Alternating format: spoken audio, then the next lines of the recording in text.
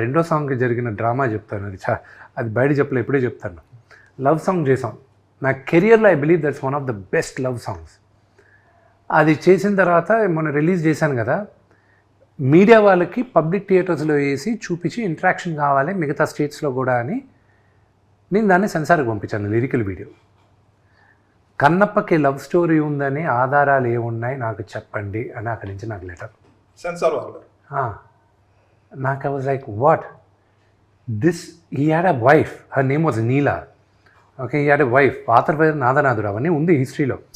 వీళ్ళ అవును, అదే వీళ్ళకి రొమాన్స్ లేకపోతే నెక్స్ట్ పిల్లలు పుట్టరు కదా. ఆ రోజులు చాలా ఖర్చు పెట్టి డ్రమ్ సాంగ్ చేశారు, డ్రమ్స్ హ్యూజ్ హ్యూజ్.